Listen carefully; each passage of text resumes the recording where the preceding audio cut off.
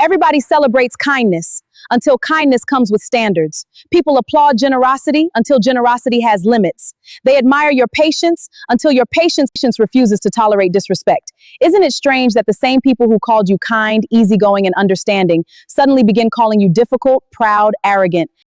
The moment you learn one simple word, no, that is one of life's greatest paradoxes. The truth is this: many people don't actually miss your kindness. They miss their access to your lack of boundaries. There is an old African proverb that says, "The goat that never kicks is tied with the shortest rope."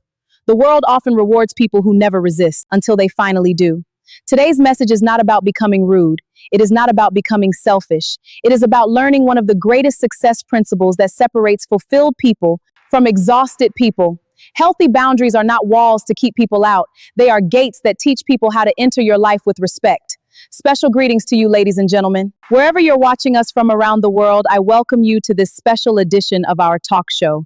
In this section, we shall be looking at the hidden cost of setting boundaries. But before we delve into that, may I ask you to please take a moment to subscribe to our channel? Also, like, share, comment, and tap on the notification bell so you don't miss any of our future videos. We love and deeply appreciate your support. Thank you. Ladies and gentlemen, ever wonder why the moment you stop tolerating everything, you suddenly become the problem? People start to tag you with all sorts of negative names because you've learned to say no. Let's try to look critically into why people hate your boundaries. Human beings naturally prefer comfort. Whenever someone has unrestricted access to your time, emotions, money, talents, or attention, they unconsciously become accustomed to it. Psychologists call this habituation. People adapt quickly to what they consistently receive and begin to see it as normal rather than as a privilege. So when you suddenly introduce limits, they experience it as a loss. Ironically, you haven't taken anything away. You have simply stopped giving unlimited access.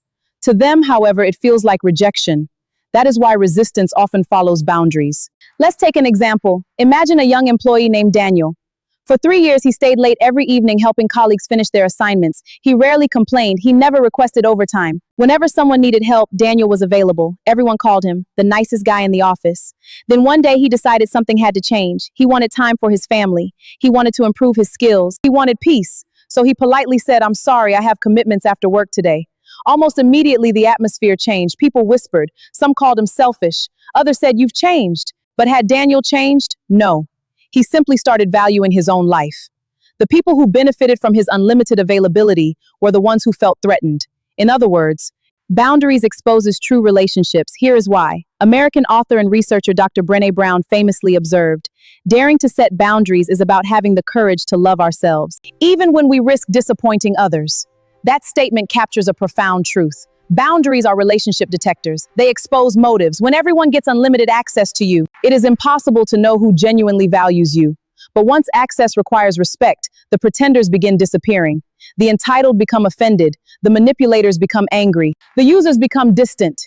Meanwhile, the genuine people remain. Why? Because healthy people understand that respect goes both ways. Come to think of it, even our Lord Jesus Christ himself had boundaries. One of history's greatest examples of healthy boundaries comes from Jesus Christ. Although he healed thousands and ministered tirelessly, he frequently withdrew to lonely places to pray, Luke 5, verse 16. Sometimes he left crowds behind. Sometimes he refused to perform miracles simply because people demanded signs. Sometimes he said no. Even perfect love did not mean unlimited availability. That is a lesson many people overlook. Being compassionate does not require becoming emotionally or physically exhausted.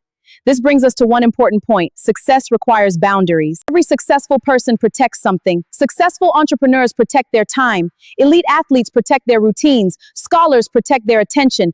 Parents protect their children. Nations protect their borders. Even banks protect money with vaults. Why then do so many people refuse to protect their peace? Jim Rohn wisely said, "You teach people how to treat you by what you allow, what you stop, and what you reinforce." Every time you tolerate disrespect, you silently teach people that disrespect is acceptable. Every time you ignore manipulation, you unintentionally encourage it. Every time you sacrifice your peace to keep everyone comfortable, you train others to expect your discomfort. Now let's see why people call you changed. Perhaps you've heard these words before. You used to be humble. You don't call anymore. Money changed you. Success changed you. But often success did not change you. Success simply gave you the confidence to stop accepting treatment you always disliked. There is another African proverb: when the drum changes rhythm, the dancers must adjust. Your boundaries change the rhythm. Some people will learn new steps. Others will leave the dance floor. Both outcomes are necessary. Let's look into the psychology of resistance. Behavioral psychology explains a phenomenon called extinction burst. When a behavior that previously produced rewards suddenly stops working, individuals often intensify that behavior before eventually giving up. Think of a child pressing an elevator button repeatedly when it doesn't respond immediately. Adults do something similar in relationships. Suppose someone has manipulated you through guilt for years. The first time you refuse, they don't immediately stop. Instead, they may become more emotional, more critical, more demanding, more dramatic, more insulting. Why? Because the old strategy no longer works. This temporary increase in resistance, it's not proof your boundaries are wrong. Often it is proof they are finally working. For example, the legendary investor Warren Buffett once said, the difference between successful people and really successful people is that really successful people say no to almost everything. Notice he didn't say successful people work harder. He said they say no more often. Because every yes costs something. Every unnecessary commitment steals attention from what truly matters. Without boundaries, success becomes impossible. So let's get this right. Boundaries are not selfish. Many people confuse boundaries with selfishness. They are completely different. Selfishness says, I don't care about anyone else. Boundaries say, I care about both of us, enough to create respect. Healthy boundaries prevent resentment. Without boundaries, kindness slowly becomes obligation. Obligation becomes frustration. Frustration becomes bitterness. Eventually, relationships collapse under unspoken expectations. Boundaries stop that process before it begins. Let's look at people who will leave. Not everyone is meant to remain in your life forever. Some relationships exist only while you are useful. The moment usefulness disappears, their affection disappears too. This is painful. But clarity is better than illusion. Maya Angelou wisely reminded us, when someone shows you who they are, believe them the first time. Boundaries simply accelerate that revelation. Let's also look at the people who will stay. The people worth keeping rarely become offended by reasonable boundaries. Instead, they ask, how can I respect your needs?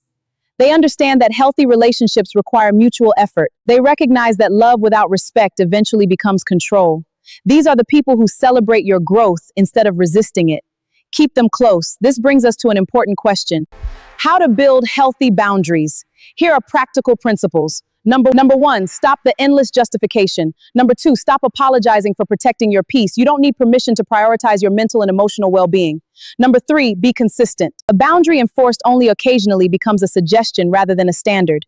Consistency builds credibility. Number four, accept temporary discomfort. Some conversations will be awkward. Some people will misunderstand you. Growth often feels uncomfortable before it feels rewarding. Number five, let actions speak louder than explanations. You cannot argue someone into respecting your limits. You demonstrate your standards through consistent behavior. As the saying goes, what you permit, you promote. Now, here is the greatest lesson. Life has an interesting way of revealing people's intentions. When you have nothing, you discover who truly cares. When you gain success, you discover who celebrates you. When you establish boundaries, you discover who respects you. And respect is infinitely more valuable than temporary approval. Remember this, being liked by everyone is not evidence of good character. Sometimes it is evidence that you never challenged anyone's expectations. The strongest trees are not loved because they bend to every wind. They are respected because they remain rooted. In conclusion, one day you will realize that peace is more valuable than popularity. That protecting your energy is wiser than pleasing every person. That saying no to manipulation is saying yes to dignity. People who profited from your silence may resent your voice. People who profited from your weakness may dislike your strength. People who enjoyed your unlimited access may hate your healthy limits. Let them. Because your purpose is not to become everyone's favorite person. Your purpose is to become the best version of yourself.